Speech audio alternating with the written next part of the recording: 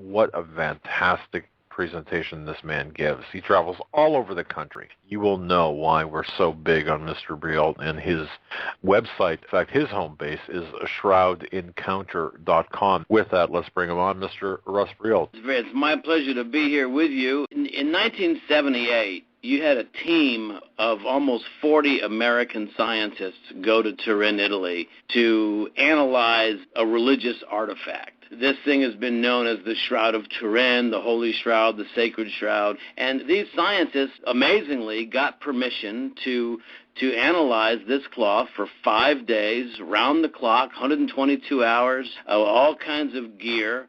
And this is making all kinds of news. There's lots of, about every couple months it seems like there was a news article coming out about it. And then in June of 1980, National Geographic came out with a big article about it, and I was hooked. I mean, I have all this information in my head, and I'm just saying to myself, this is an astonishing mystery, and yet at the same time, very few people know anything about it. And then in 1981, I attended the first United States Scientific Symposium on the Shroud in New London, Connecticut. Was held at Connecticut College. I attended that 2-day conference, had a chance to meet all the scientists, the historians, the archaeologists, and that's where I kind of got connected, and I've been involved ever since. Tell us about the Shroud, because a lot of people are so curious as to, they've got many questions. Yeah, I think the first thing that people want to know is what is the Shroud, and, why is it called the Shroud of Turin? Well, obviously, a shroud is a burial shroud, a shroud that has wrapped a corpse, and they've been using burial shrouds for thousands of years, still do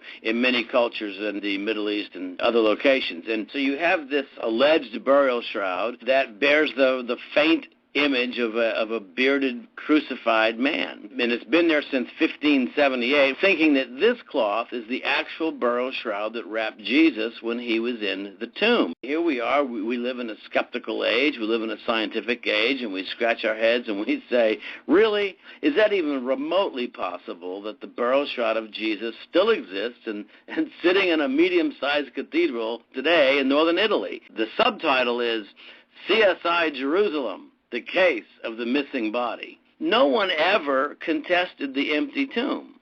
All they ever said was that someone had stolen the body. Of course, later on, people alleged that Jesus didn't die at all, that he survived the ordeal and hooked up with Mary Magdalene and moved to the south of France, which, of course, we know all is nonsense. But what if he did indeed rise from the dead on the third day, as Christians believe? Does this cloth provide clues as to what happened to the missing body? And so from that standpoint, it truly is a CSI investigation. If you were to drill down a little bit further into Jewish burial practices, you would find that if you were to die by normal means, you actually would be given 3 articles of grave clothes. When you die by violent death with a significant loss of blood, there is no washing of the body, because for the Jew, life is in the blood. You don't wash the body because then you're washing the life away. In the event of violent death, you simply wrap the body in a single linen shroud, and the body will be in the ground or in the tomb that day. And that's Jewish tradition then, and it is now. And of course, with the Shroud of Turin, we have a single linen shroud, and it's obviously this man died a horrific death. There's blood all over it, and yet he's naked. Now, why naked? Well, what did they cast lots for? What did they gamble for? His clothes? From the standpoint of Jewish burial practices, there's nothing that would suggest that the shroud could not be an authentic burial shroud. One legitimate objection, if you would, is that certainly the Scripture mentions a burial shroud, mentions that Joseph of Arimathea is the man who purchased the linen shroud, which Jesus would be wrapped. There is kind of a glaring omission in Scriptures, which is the Scripture doesn't mention images on a linen shroud, kind of a point for the opposition, if you would. But I think it would be instructive to ask this question then, because not everything is recorded in Scripture. How far back in time does the idea or the concept of Jesus' image on his linen shroud, how far back in time does that go?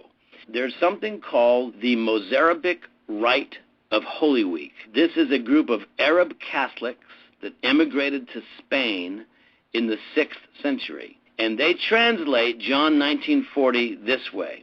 So, normally you'd read, say, Peter and John ran to the tomb and saw the linen cloth lying there. That's how we'd normally read that translation. They translate it this way. Peter and John ran to the tomb and saw the recent imprints of the dead and risen man on the linens. That's phenomenal. That's 1,500 years old. Now, the question is, does it go all the way back to first century? And I don't know. But I do know this, that the very first piece of evidence to Peter and John that something extraordinary had happened in that tomb is specifically related to the burial shroud. Go through the biblical narratives. Mary goes to the tomb. She sees that the body's gone, and her first reaction is someone has taken or stolen the body. She runs and finds Simon, Peter, and John and tells them that. So they run back down to the tomb. There they stoop down, go inside that tomb, and see the linen cloth lying there and believed that something extraordinary had occurred. And some translations believe that he had risen. If the body was stolen, then why would you unwrap a corpse? Oh, my gosh. Something specific to the linen shroud was the first piece of evidence that Jesus had risen from the dead. And was it images on that cloth? I have no idea. The tradition of Jesus' image on his linen shroud, that tradition goes back 1,500 years. But I don't know if it goes back to first century. If he would have been able to work himself out of this burial cloth, it certainly would not have the pristine appearance or the image that we are familiar with. I would agree with that totally. There doesn't appear to be any evidence that the cloth was removed from the body. Is that the body just disappeared. But anyways, we can tell the difference between blood that flowed before death and after death. Either the Shroud of Turin is the authentic burial shroud of Jesus, or it's not. And if it's not, then it must be the work of an artist.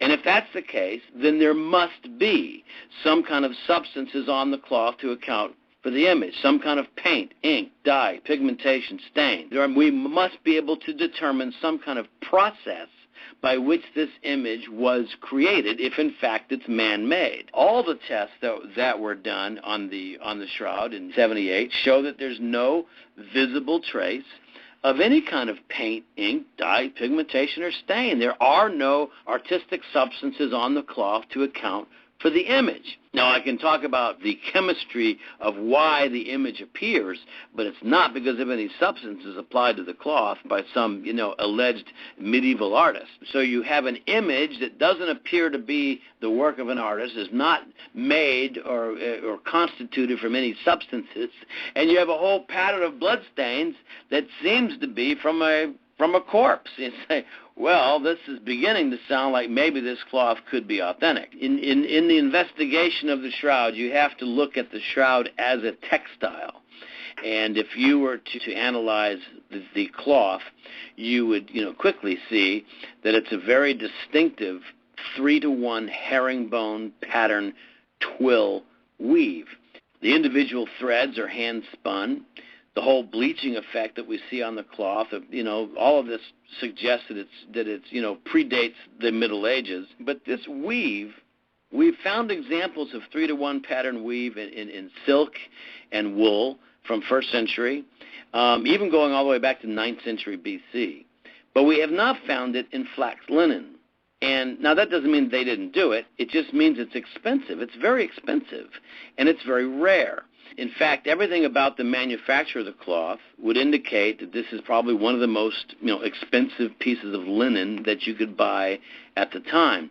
Now, this is an interesting clue, because the Scripture says Joseph of Arimathea, a rich man, purchased a fine linen cloth, and all the high priests, they were all commanded that when they went into the Holy of Holies to make the annual sacrifice and put on clothes made of fine twisted linen. Now, fine twisted linen, the Scripture tells you, represents the holiness of God. This linen thing is significant. So who was Joseph? Now, Joseph, he was a Pharisee. He was attached to the temple. That when Joseph of Arimathea He knew who Jesus was. When he purchased linen to wrap Jesus, he purposely purchased linen that was worthy of a high priest about to enter the Holy of Holies. That's why the Shroud of Turin, as we analyze it today, is this very fine 3-to-1 herringbone pattern twill weave. I think Joseph has sent us a big clue. He's mentioned in all 4 Gospels. When you look at the shroud, you have to realize the shroud is unlike anything else that we know in the realm of art, in that you have a front and back image, frontal and dorsal image of approximately a 5'10", apparently crucified man. When you look at the shroud, you see the burns, you see the blood stains, you see the water stains, and of course you see the image. But if you turn the cloth over, you'd see the burns, you'd see the water stains, you'd see the blood stains, but you would not see the image of the man, because the image of the man appears only on the top 2 microfibers of the linen cloth facing the body. Each individual thread is made up of about 200 microfibers. This image resides on approximately the top 1 or 2 microfibers, which means less than 1% of a single thread. If you were to take a razor blade and shave the surface of the cloth, the image would disappear.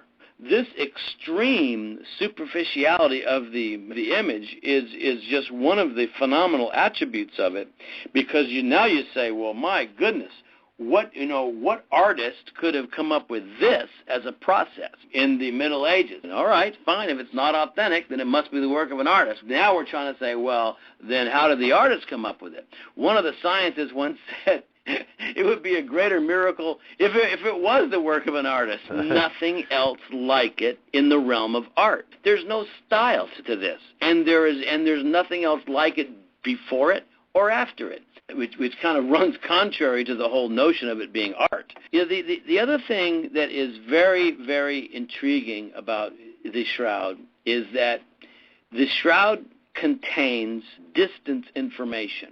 Some of your audience who have known a little bit about the shroud know that it has this kind of 3D nature to it. Ray Downing, he's a 3D animator, and he's using state-of-the-art technology, showing how he's literally able to extract from a 2-dimensional surface a 3-dimensional relief, because the information is there.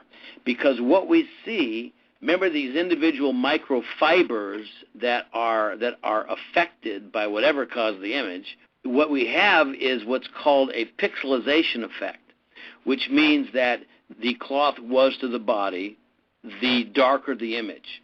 The farther from the body, the lighter the image, up to about 4 centimeters. So basically what you have is in areas where the cloth may have been separated from the body by a millimeter or a centimeter, you simply have fewer of those individual microfibers are affected by what caused the image. So literally you have distance information encoded into the shroud, much like a topographical map. So this is one of the great mysteries of the shroud, and how did this get there? The image appears on the cloth because of literally a discoloration of the cloth, with something having interacted with what we believe is a carbohydrate layer, like a sugar compound carbohydrate layer, and this is less than 1/100th the diameter of a human hair. You would not be able to see it to the natural eye, but something has interacted with this carbohydrate layer to bring about a discoloration of the cloth, but only in those areas immediately surrounding the body. So again, not because of any substances applied to it. Now, what actually brought about this discoloration, that is the ultimate question. Was it some kind of artistic process, or are we talking about the resurrection here? Here's the bottom line. Even if we could reverse engineer it completely, that still doesn't prove that it's a work of a medieval artist. Having said that, one of the things that causes me to remain interested in the shroud is that either this cloth is the most phenomenal fraud ever perpetrated, or it's the most important artifact on the planet. What keeps me going is the message. The message of the shroud is identical to Scripture. There's no difference. None. Zero.